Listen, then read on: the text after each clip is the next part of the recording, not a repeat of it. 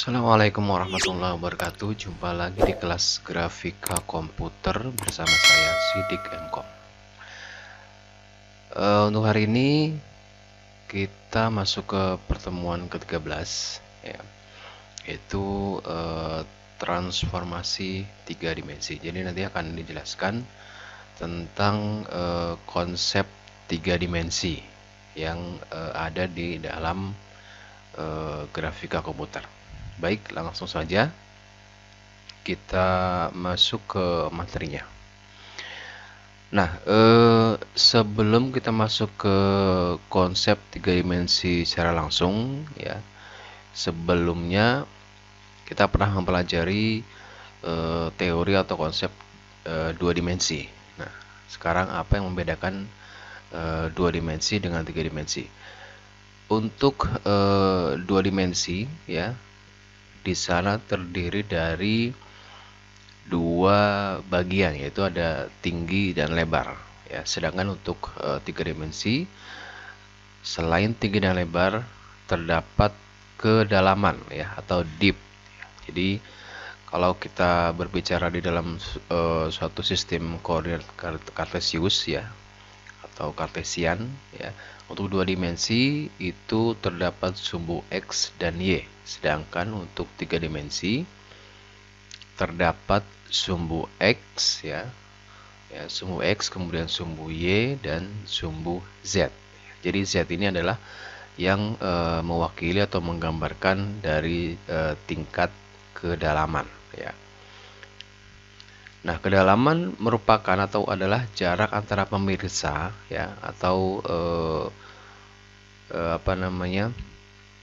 letak dari si mata ya, mata dari pemirsa terhadap benda atau terhadap objek ya yang dilihat. Jadi jarak antara pemirsa, antara objek benda dengan viewer ya, atau manusia atau mata manusia itu adalah menunjukkan tingkat kedalamannya ya. Ini yang bisa dikatakan sebagai sumbu Z-nya ya.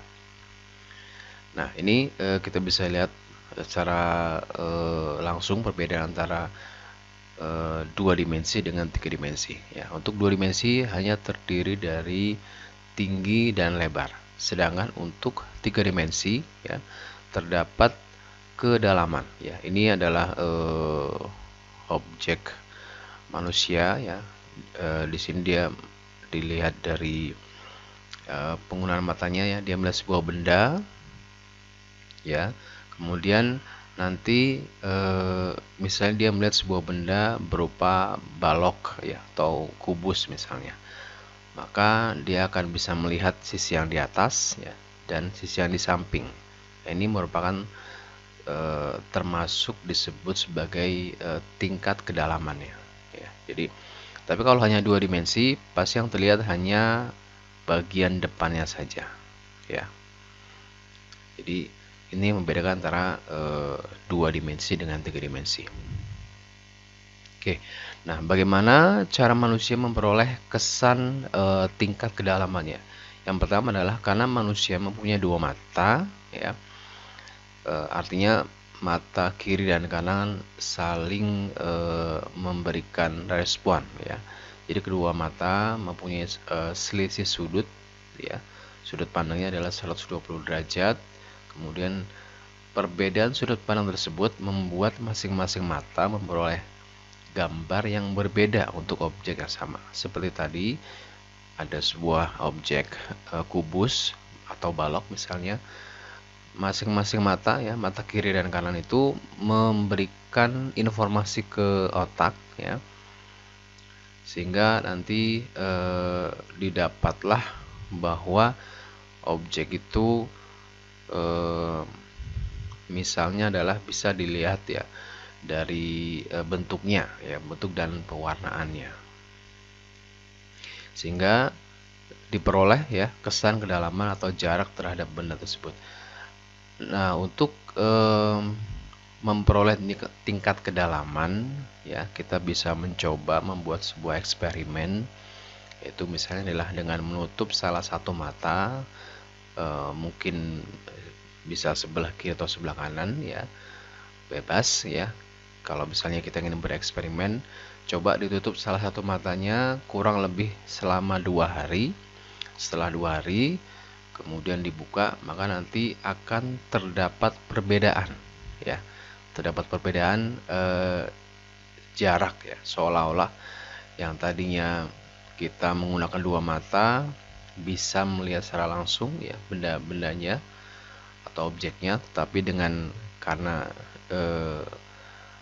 ada eksperimen ya ditutup salah satu mata, maka akan terdapat proses ya adaptasi lagi ya. Jadi dia mata sebelah kiri maupun yang kanan akan melakukan adaptasi ya nanti terhadap jarak objek atau benda yang dilihat oleh mata tersebut. Nah, ini kita bisa lihat lagi ya ilustrasi.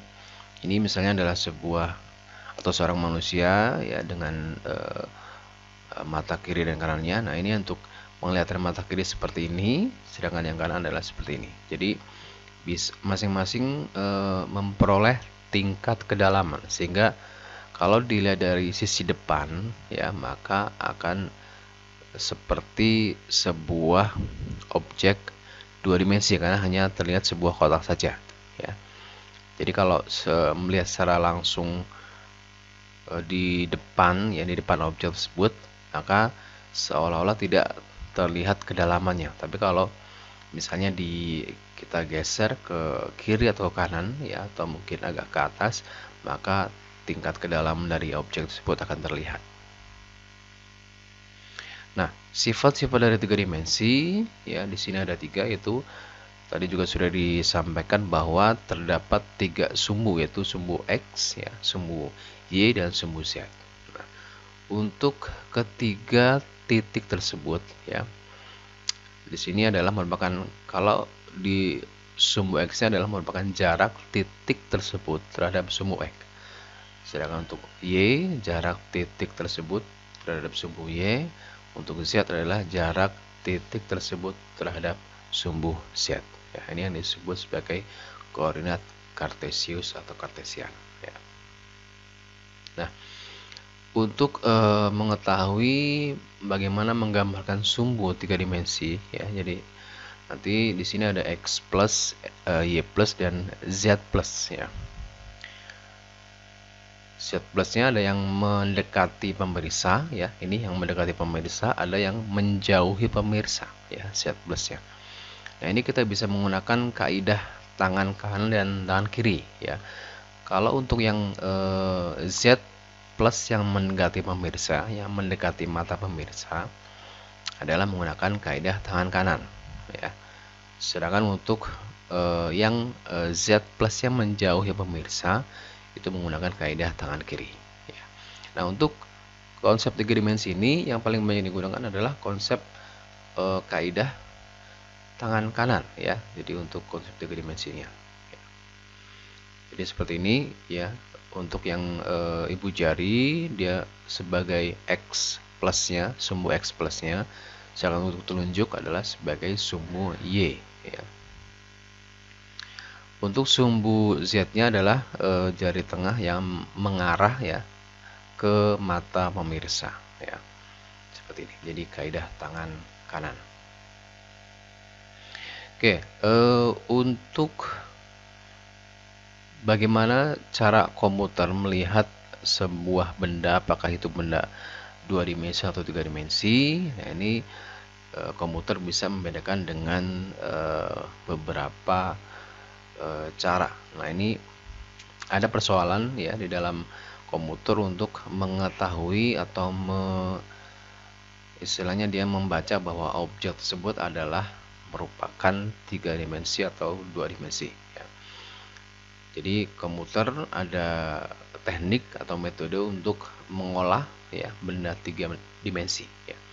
Yang pertama adalah menggunakan pembuatan lokasi titik 3 dimensi. Yang kedua manipulasi titik 3 dimensi, yang ketiga transformasi ya. Nah, jadi transformasi titik 3 dimensi menjadi 2 dimensi. Ya. Nah, sekarang yang pertama adalah pembuatan lokasi titik 3 dimensi. Proses yang digunakan untuk menghasilkan lokasi titik-titik 3 dimensi ya, yang menunjukkan bentuk dari benda 3 dimensi.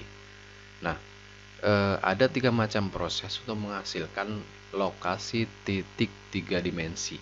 Yang pertama adalah menggunakan peralatan ya atau tools seperti mouse 3 dimensi ya, scanner ya 3 dimensi maupun peralatan lain ya. Misalnya ada juga misalnya ada selain mouse ya, scanner, ada juga misalnya nanti disebutkan ada trackball ya, ada laser ya.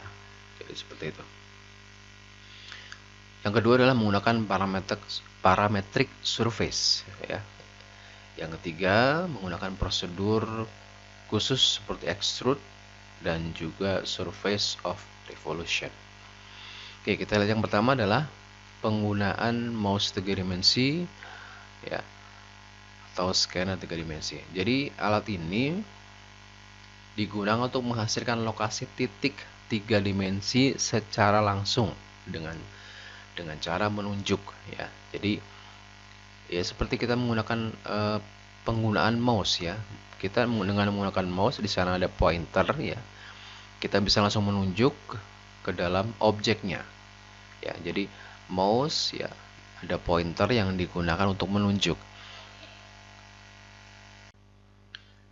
Proses yang kedua adalah menggunakan parametric surface ya.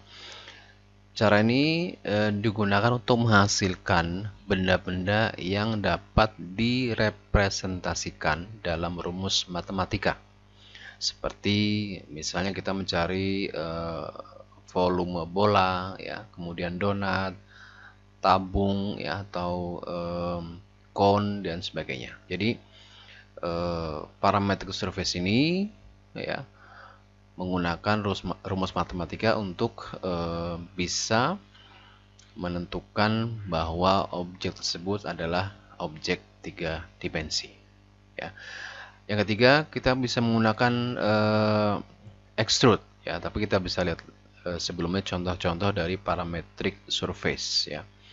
Nah, ini misalnya ada beberapa objek ya. Ini sebuah objek 3 dimensi ya yang menggunakan koordinat Cartesian ya atau Cartesius ya,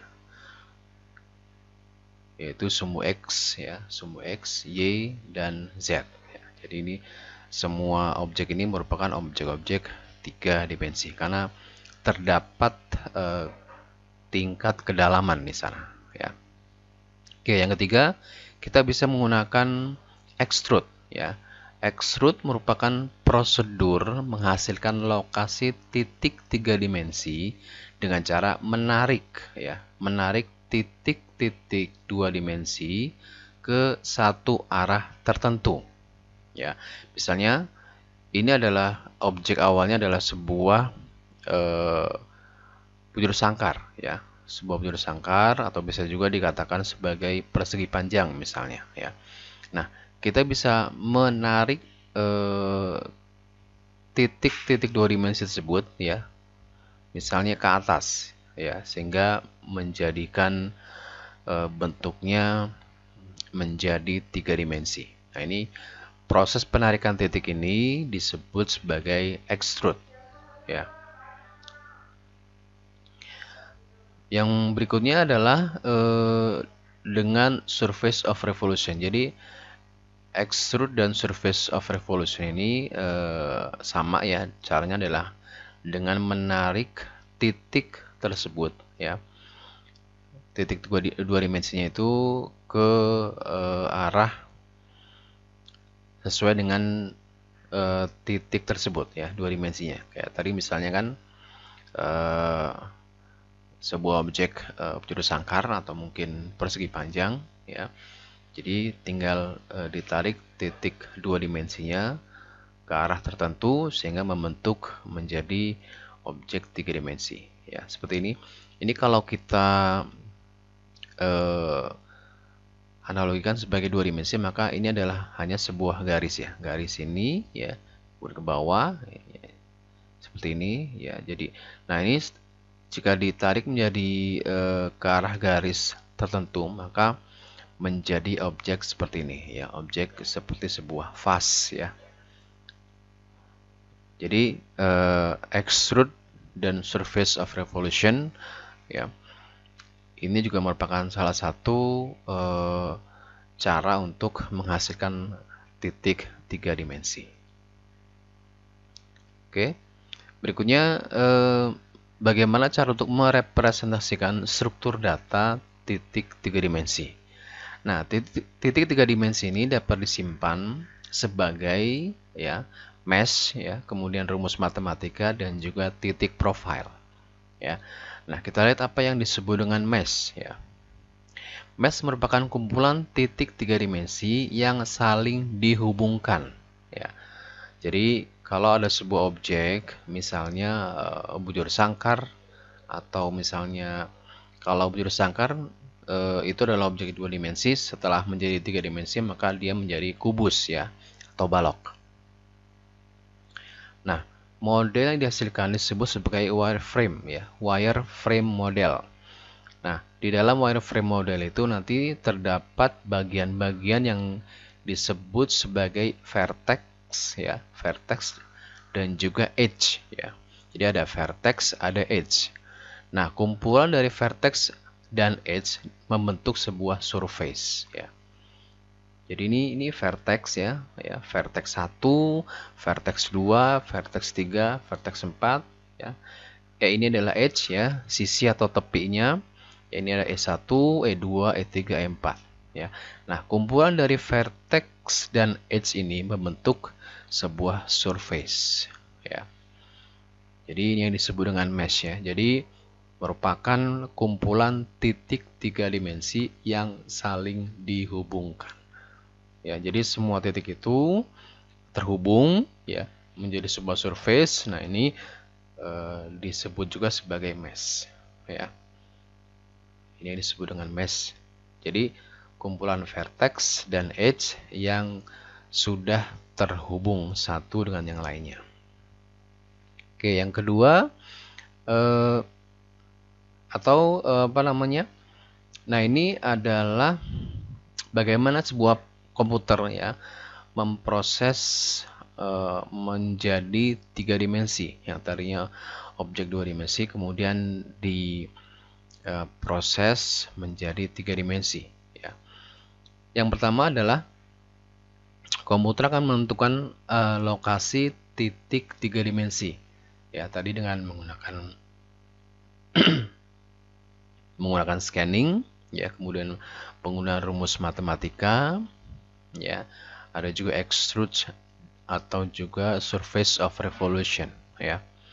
Nah, setelah itu dilakukan proses manipulasi. Nah, manipulasi ini atau perubahan ya atau konversi, di sini kita salah satunya adalah menggunakan proses transformasi ya. Kemarin kita sudah mempelajari transformasi 2 dimensi ya. Kemarin ada translation, scaling, rotation ya, reflection ya. Nah, ini termasuk dalam tahapan manipulasi ya, manipulasi. Sebenarnya selain transformation atau transformasi, terdapat hidden line removal ya, kemudian hidden surface removal ya. Penghilang garis ya, penghilang tepi ya atau sisinya. Nah, setelah itu, setelah dimanipulasi, setelah ditransformasikan, maka tinggal ditampilkan di layar ya. Jadi ditampilkan ya, di sini ada pewarnaan ya, ada sisi perspektif ya. Perspektif ini adalah yang menggambarkan sebuah objek itu seperti di dunia nyata ya. Contoh misalnya kalau kita melihat sebuah objek di kejauhan ya, seharusnya objek itu terlihat kecil ya, itu adalah hukum perspektif. Tapi kalau kita misalnya menggambar atau membuat objek itu misalnya jauh tapi dibuatnya besar ya, berarti itu melawan hukum perspektif ya. Kemudian bisa menggunakan kamera dan juga ada ray tracing ya. Jadi untuk displaynya ya, penampilan ke layar. Oke, jadi itu pengantar dari konsep tiga dimensi atau transformasi dari dua dimensi ke tiga dimensi. Baik, itu saja yang bisa saya sampaikan. Terima kasih atas perhatiannya. Assalamualaikum warahmatullahi wabarakatuh.